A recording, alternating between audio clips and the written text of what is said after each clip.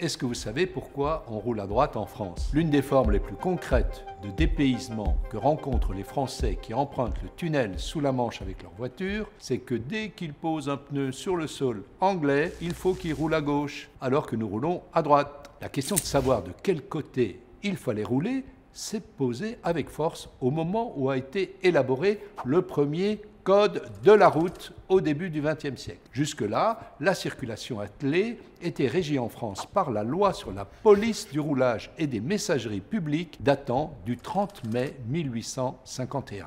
L'invention du moteur à explosion entraîna la multiplication des voitures automobiles, ce qui obligea les autorités à réformer les règles de la circulation. Après divers décrets, une commission fut mise en place en 1911 pour élaborer un projet de code de la route. Dans le rapport rédigé par ces experts, une recommandation fit couler beaucoup d'encre. C'est celle qui proposait d'imiter les Anglais pour que désormais, en France aussi, les automobiles roulent à gauche, alors que traditionnellement, toutes les voitures circulaient sur la droite de la chaussée. Pour comprendre les raisons de cette proposition, il faut savoir qu'à l'époque, le trafic se composait pour les 2/3 de voitures hippomobiles.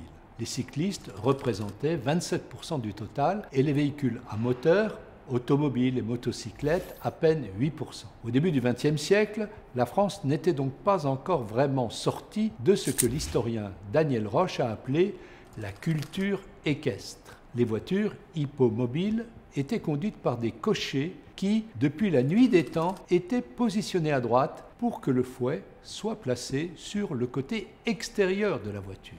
Au départ, les constructeurs des premières automobiles adoptèrent cette vieille coutume, mais très vite, les usagers découvrirent les dangers, notamment en cas de dépassement, que présentait le siège à droite pour une conduite à droite.